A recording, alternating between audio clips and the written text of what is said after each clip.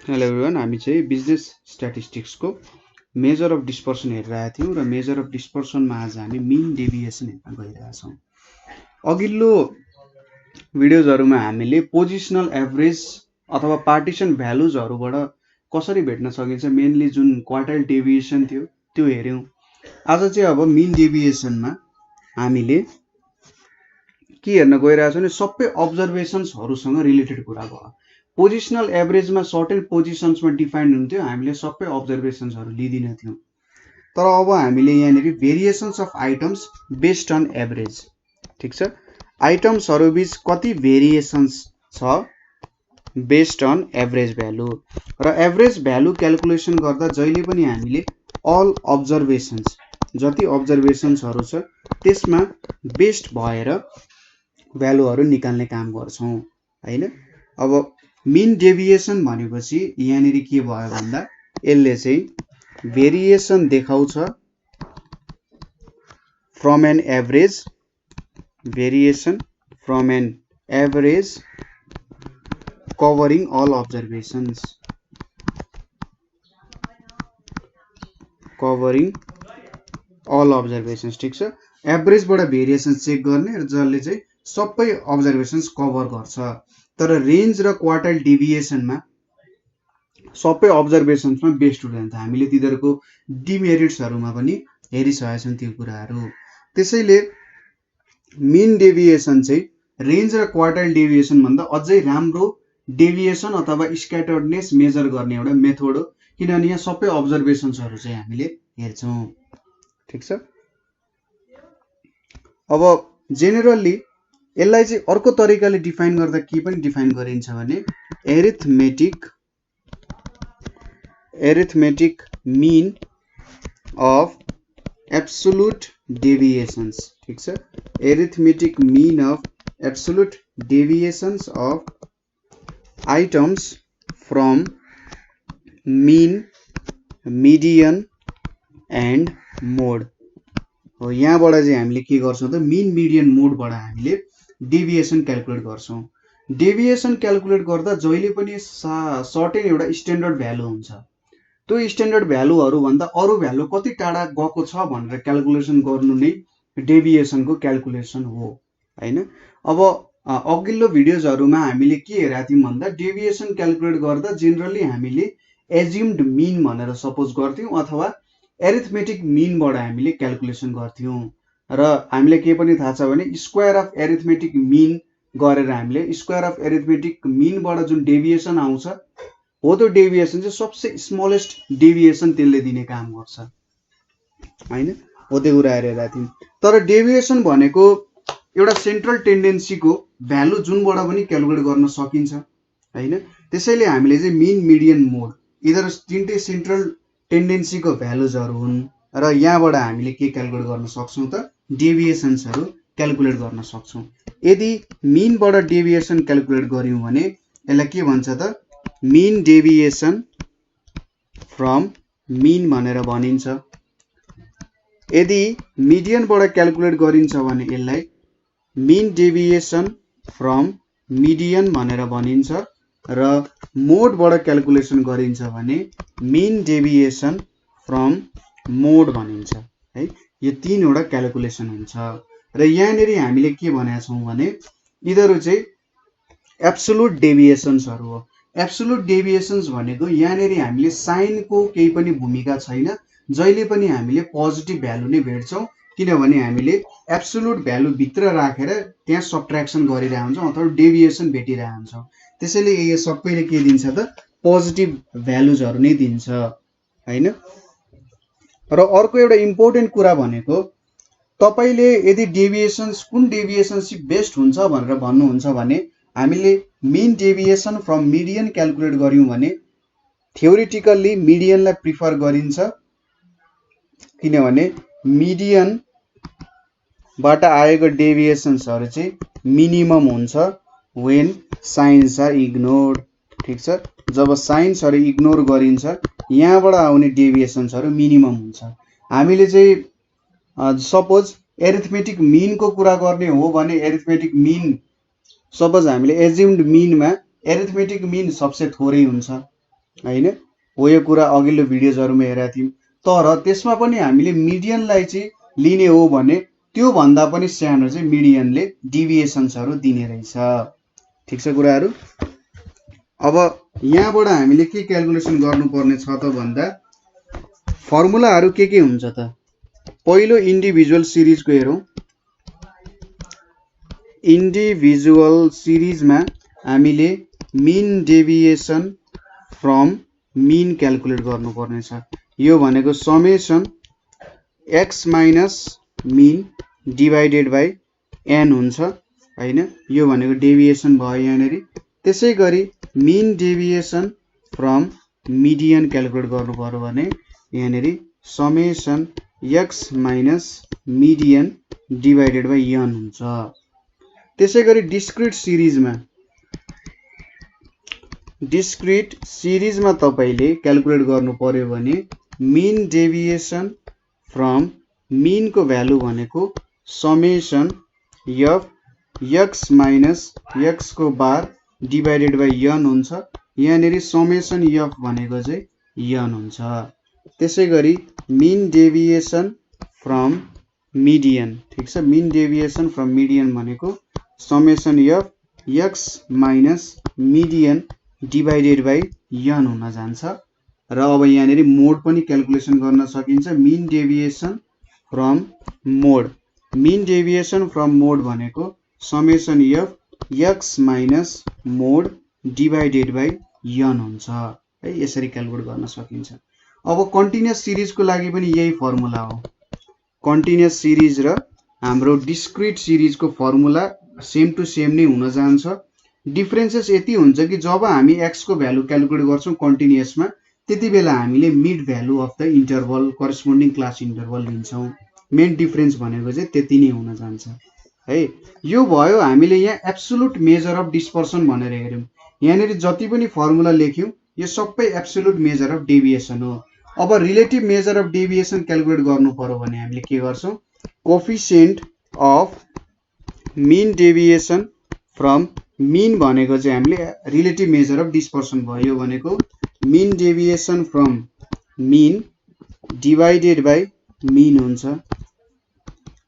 त्यसैगरी coefficient of mean deviation from median भनेको के हुन्छ त, mean deviation from median divided by median भनेर हुन्छ है।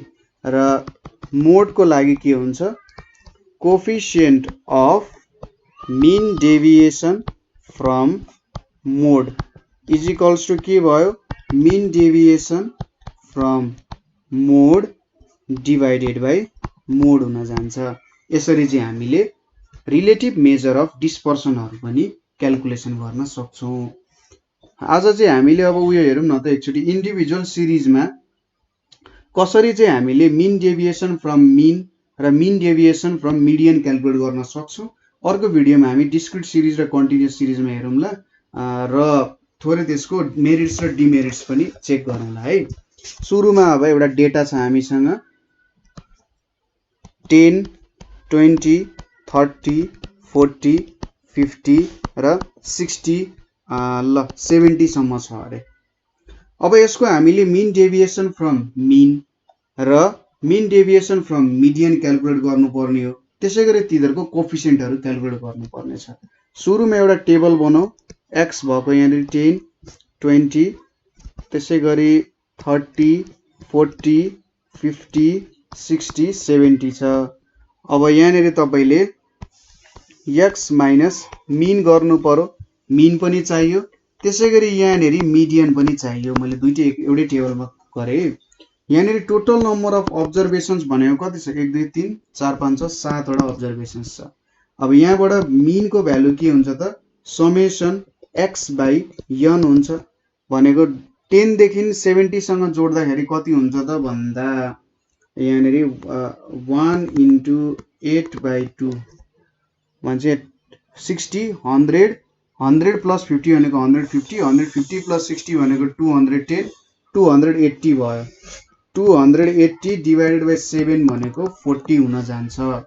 त्यसैगरी मिडियनको भ्यालु n+1/2th आइटम हुन्छ 7 + 1 8 8 डिवाइडेड बाइ 2 भनेको 4 अब फोर्थ आइटम भनेको के छ यहाँ 40 छ भनेपछि 40 नै आउने भयो दुईटैबाट भ्यालु के आउने भयो 40 40 दियो यसले दुईटैको भ्यालु 40 आयो ठीक छ केही फरक परेन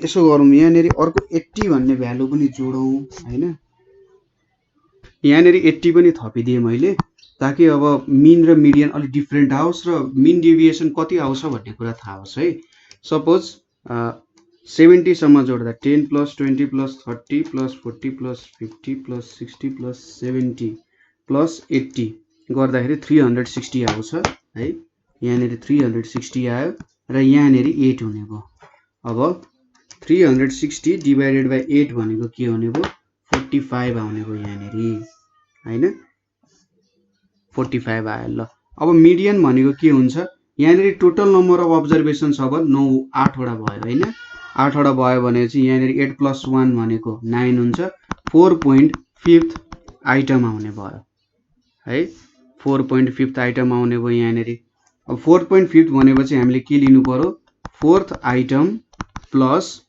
0.5 into fourth item minus third item हुने भयो फोर्थ आइटम भनेको के छ 40 छ प्लस 0.5 यहाँनेरि 50 40 माइनस 30 हुने भयो सरी यहाँनेरि उल्टो भएछ यहाँनेरि फिफ्थ आइटम र यहाँनेरि फोर्थ आइटम हुन्छ है त्यसैले 50 माइनस 40 चाहिँ हुने रहेछ 40 प्लस यहाँनेरि 0.5 इन्टु 10 भने 0.5 इन्टु 10 भनेको कति आयो 45 नै आयो मिडियन त सेम पो आयो त है फेरि पनि एउटै खालको डेटाहरु यसरी सरर गयो भने मिडियन एउटा सिमेट्रिकल डेटा हो तपाईले हेरिराख्नु भएको छ नि है सिमेट्रिकल डेटामा के हुने रहेछ मिन मिडियन मोड चाहिँ एउटै भ्यालु आउने रहेछ हैन मलाई चाहिँ खासमा अनसिमेट्रिकल बनाउन मन हो हैन त्यसैले यहाँनेरि एउटा मैले 19 थप्दै 20 को साटो मैले 19 राख्दै भने सायद अब चाहिँ के होला कि हेरौं 10 + 19 + 30 + 40 40 + 50 + 60 + 70 + 80 आउने भयो डिवाइडेड बाइ कतिवटा डेटा छ 8 वटा डेटा छ 44.875 आउने भयो ल 44.875 आउने भयो यहाँनेरि अब आइटम 8 वटै छ फोर्थ आइटम थर्ड आइटम यो 45 नै हुने भयो त्यसैले मिडियनको भ्यालु हेर्नु त पोजिसनल एभरेजले कति फरक पार्दो रहेछ यहाँनेरि डेटा चेन्ज गरे पनि हाम्रो मिनको भ्यालु चेन्ज भयो मिडियन जस्ताको त्यस्तै छ है रमाइलो छ अब यहाँनेरि क्याल्कुलेट गर्नु पर्यो हाम्रो यो भ्यालु 44.875 छ र यो भ्यालु 45 छ अब क्याल्कुलेसन गरौँ 10 - 44.875 भनेको कति हुन्छ 34.875 आउँछ किनभने यहाँनेरि हाम्रो मोडुलस छ 20 गर्यो भने यहाँनेरि 24.875 आउने भयो 30 गर्यो भने 14.875 आउने भयो 40 गर्यो भने 0.875 आउने भयो अब यहाँनेरि 50 - 44.875 भनेको 5.125 आउँछ त्यसैगरी 60 माइनस गर्यो भने 15.125 आउँछ र 70 गर्यो भने 25.125 किन नेगेटिभ आएन भन्दा यहाँ एब्सोल्युट भ्यालु छ यसपछि 10 - 45 गर्यो भने 35 आयो -35 आउँथ्यो तर मोडुलसको कारण पोजिटिभ भयो सो पोजिटिभ नेगेटिभ जे भयो भने तपाईले यसरी अन्तिममा लेख्दा पोजिटिभमै लेख्नु पर्यो 20 - 45 20 - 45 भनेको कति आउँछ त 25 आउँछ 30 - 45 भनेको 15 आउँछ 40 - 45 5 आउँछ त्यसैगरी 50 - 45 पनि 5 आउँछ 60 - 45 15 आउँछ र 70 - 45 कति आउँछ हाम्रो यहाँनेरि भ्यालु भनेको चाहिँ 70 - 45 भनेको 25 आउँछ है अब यिनीहरुको सम गरौँ समेसन x - md भने कति आउँछ 35 25 60 60 + 20 80 80 + 20 100 100 र 25 125 आयो त्यसैगरी समेसन x माइनस मीन वाला समेसन कति आउँछ त भन्दा 34.875 plus 24.875 plus 14.875 plus 0.875 plus 5.125 plus 15.125 plus 25.125 आयो है। यो भ्यालु कति आउने रहेछ 120.875 आउन गयो। यहाँबाट अब हामीले mean deviation from mean calculate गरौँ। कति आउने रहेछ त summation x minus x bar divided by n भने चाहिँ 120.875 डिवाइडेड बाई यहाँनेरि कति आउने भयो त भ्यालु भन्दा 8 छ डिवाइडेड बाई 8 भनेको कति भयो 15.109 आउने भयो है। त्यसैगरी mean deviation from median calculate गरौँ। मीन डेभिएसन फ्रम मिडियन क्याल्कुलेट गर्दाखेरि यहाँनेरिको भ्यालु भनेको कति आउँछ त summation x minus md divided by n भनेको कति आयो 125 डिवाइडेड बाई 8 आउने भयो। 125 डिवाइडेड बाई 8 भनेको चाहिँ 15.625 आयो। अब यसको यो त एब्सोल्युट भ्यालु हो। अब coefficient of mean deviation from mean calculate गर्नु पर्यो भने के हुन्छ त हाम्रो मीन डेभिएसन डिवाइडेड बाई मीन गर्नु पर्यो। 15.109 डिवाइडेड बाई 120.875 हैन 15.109 डिवाइडेड बाई 120.875 भनेको कति आउँछ यहाँनेरि 0.125 आउँछ। त्यसैगरी coefficient of mean deviation from median भनेको मीन डेभिएसन फ्रम मिडियन कति छ मीन डेभिएसन फ्रम मिडियन को भ्यालु कति छ डिवाइडेड बाई मिडियन गर्नु पर्यो। 15.625 डिवाइडेड बाई हाम्रो मिडियन को भ्यालु कति छ